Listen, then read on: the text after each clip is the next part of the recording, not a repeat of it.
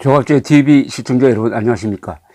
2019년 5월 5일 밤 11시를 넘었었습니다. 오늘은 온통 어제 북한군이 발사한 단거리 탄도미사일로 논란이 이어지고 있습니다. 이 미사일은 러시아가 최근에 개발해가지고 2006년부터 실전 배치한 이스칸데르형 미사일로 보입니다. 모습이 똑같아요. 이미 작년 2월에 군사 퍼레이드에서 소개가 되었는데 그 미사일을 쏜 것으로 보입니다. 이 미사일을 어떻게 개발했느냐 알 수 없지만은 제3국을 통해서 러시아 이스칸데르형 미사일을 수입해가지고 도입해가지고 그것을 분해해가지고 만들어낸 것으로 보입니다. 이 미사일은 고체 연료를 씁니다. 액체 연료를 쓰면은 그 주입 시간이 한 서너 시간 걸리므로 그때 탐지해가지고 미리 공격을 할 수 있습니다. 그러나 고체 연료를 쓰면은 그런 탐지 시간이 주어지지가 않습니다. 더구나 이동식 미사일 발사대를 사용하고 있으니까 미리 제거하는 것이 거의 불가능합니다. 최장 사거리는 500km고 700kg 1톤이 안 되는 700kg의 소형화된 핵탄두를 실을 수 있다고 합니다. 북한은 핵 그리고 원폭뿐만 아니라 수폭까지 소형화했다고 큰소리를 치고 있습니다. 문제는 이 성능입니다. 이스칸데르형 미사일은 어떤 형이냐 하면은 한번 쏘면은 그냥 목표물까지 자동적으로 도달하도록 하는 그런 과거의 미사일이 아니라 이걸 더 고도화했습니다. 그러니까 목표로 날아가는 도중에 패트리어트 미사일이 날아와서 요격을 하려고 할 때 그런 것을 피해갈 수 있는, 그러니까 경로를 통제할 수가 있죠.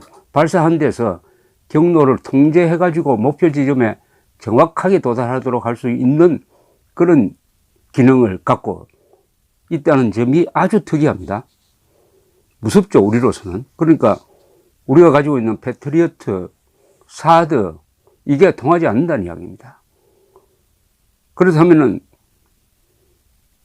이 미사일은 우리가 사전 탐지도 어려울 뿐만 아니라 사후에 요격해서 무력화시키는 것도 거의 불가능합니다.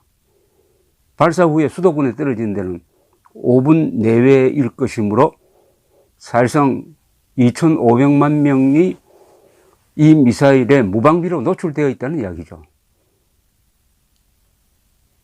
문재인 정권은 더구나 수도권에 사드 추가 배치를 안 하겠다고 중국에 약속을 했습니다. 수도권 상공에 비행금지 구역을 설정해가지고 아군 신해 전투기의 활동을 제약해가지고 사실상 저거 핵미사일이 하늘을 마음대로 관통해가지고 떨어질 수 있도록 통로를 하나 마련해놓고 문을 활짝 열어놓은 겁니다. 하늘의 문을 열어놓은 셈입니다. 더구나 핵미사일 대피훈련도 하지 않습니다. 어제 오늘 일어난 일을 이렇게 리뷰를 해보면은 이렇게 정리가 될 수가 있습니다. 합참이 어제 아침에 발사체를 미사일이라고 발표했다가 40분 뒤에 발사체라고 바꾼 것은 청와대의 압력 때문이라는 의혹이 제기되고 있습니다. 이것은 합리적 의심입니다. 원산 부근은 미사일 발사장으로 여러 번 사용되었습니다. 따라서 우리 군이 늘 감시하는 곳입니다. 미국도 늘 감시하는 곳입니다. 우리 탐지부대는 발사 직후 탄도를 파악해가지고 이것은 미사일이다. 방사포가 아니다. 그 탄도가 확실히 다릅니다. 방사포가 날아가는 그 궤적과 미사일의 궤적은 뚜렷이 차이가 있습니다. 고도에도 차이가 있고요. 그래서 미사일이라고 자신있게 발표했는데 이를 발사체로 바꾸도록 한 것은 이것은 군사적 판단이 아니라 정략적, 정치적 판단에 따른 왜곡으로 이해할 수밖에 없는 것이죠. 그런데 또 한편 과연 한미 간의 정보 교류가 원활한지도 의심스럽습니다. 이곳은 한국과 미군이 공동 감시하는 곳인데, 그렇다면은 어제 여러 발 쏘았는데 미리 알고 있었다는 이야기죠. 언젠가는 쏠 것이다 라고 미리 알고 있으면은 우리 군대가 어떤 조치를 취해야 되느냐 하면은, 제일 처음에 발사를 했을 때는 이것을 무엇이라고 발표를 한다. 처음에는 이것은 발사체라고 발표를 한다. 그 다음에 시간을 좀 두었다가 미사일과 방사포라고 정확하게 발표를 한다. 이런 식으로 시나리오를 짜놓는 게 보통입니다. 그런데 어제 보니까 미사일이라고 정확하게 발표를 했다가 갑자기 그걸 뒤집어 버리고 발사체라고 한 것은 사전 준비가 되어 있지 않았다는 거예요. 그러니까 사전에 발사할 것이라는 정보를 미국이 알고도 한국군에 알려주지 않는 때문에 이런 혼란이 빚어진 것이 아니냐 하는 합리적 의심을 하게 되는 것입니다. 청와대가 관계장관 회의를 연 뒤에 북한에 대하여 남북 군사 합의서 위반이라고 비판하고 나온 것은 그때 이미 이 발사체의 정체가 방사포가 아니고 미사일이다 하는 것을 알았다는 이야기죠. 미사일이 아니고 그냥 방사포 발사 시험 정도였다면 북한 앞에서 작아지기만 하는 문재인 정권이 북한을 비판하지는 않았을 것입니다. 그러니까 미사일이라는 것을 알고도 국민들에게 발사체라고 군이 지금 오늘까지도 발사체라고 합니다.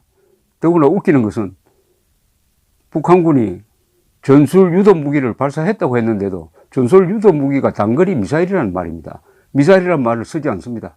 한번 말을 잘못해 놓으니까 이걸 뒤집을 수가 없어요. 그래서 세계 앞에서 지금 이것은 미사일이 아니라 발사체 프로젝타일이라고 하는 곳은 대한민국 국군밖에 없습니다. 국방부밖에 없습니다. 제프리 루이스라는 사람, 미들베리 연구소, 미국 서부 몬트레이에 있는 미들베리 연구소의 제프리 루이스라는 분이 이 분야의 최고 권위자인데, 이분은 단정적으로 이야기합니다. 한국군이 발표한 프로젝타일, 발사체 아니다. 이것은 미사일이다. 단거리 미사일이다. 최고 전문가가 그렇게 딱 정리를 해 줬습니다.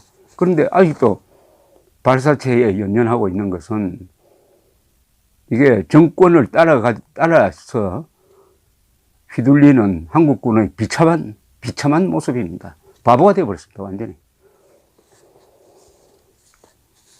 어제 북한군이 실험한 단거리 미사일과 장거리 방사포는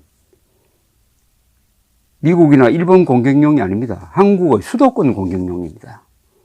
미국 위협용이 아니라 한국 위협용입니다. 수도권은 우리의 핵인질이다는 것을 김정은이가 과시한 겁니다. 그렇다면 문재인 대통령의 답이 나와야 합니다. 이 이스칸데르 미사일의 등장은 북핵 위협에 대한 한국의 기존 대비 태세를 거의 무력화시키는 경춘동지할 대사변입니다. 이게 바로 대사변입니다. 한국이 취할 수 있는 억제 전략을 이제는 재검토해야 합니다.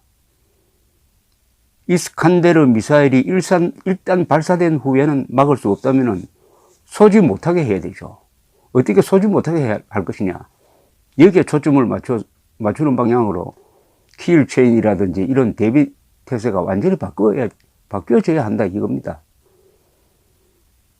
김정은으로 하여금 이스칸데르에 핵폭탄을 실어서 한국을 공격하면 확실히 그 자신과 북한 정권이 종말을 고하게 된다는 것을 알려주는 것만으로는 부족합니다. 쏘는 준비만 해도 그 단계에서 선제 공격이나 예방적 공격을 하겠다는 의지를 확실하게 보여줘야 합니다. 그 의지를 보여주는 방법은 거기에 따른 무기를 개발하고 병력을 배치하는 거죠. 한국에 미군의 전술핵을 재배치하고 한국군이 거기에 대한 공동사용권을 갖고, 그 다음에 한국 해역에 핵을 실은 미국 잠수함을 상시 투입하고, 그리고 사전 탐지 및 예방 타격 능력을 획기적으로 향상시키는 방법이 강구되어야 합니다. 이를 위하여는 우리의 탐지 및 대응 능력을 제약하는 남북 군사 합의서 폐기가 우선적으로 이루어져야 할 것입니다. 지금 돌아가는 꼴은 이런 모습이죠. 문재인 정권과 군의 현재 대응은 강도가 칼을 버리고 총을 들었는데 집주인은 경비원을 해고하고 초소를 철거한 뒤 갖고 있던 몽둥이까지 버리고는 총든 강도와 평화정착 운운하면서 우리 안방에 들어와서 같이 살자. 낮은 단계 연방제로서 안방에 들어와서 우리 같이 살자. 이 방안을 지금 토의하고 있는 꼴입니다. 쉽게 말하면 옷을 죽여달라는 신호 아닙니까? 아니면 자살 충동이든죠. 감사합니다.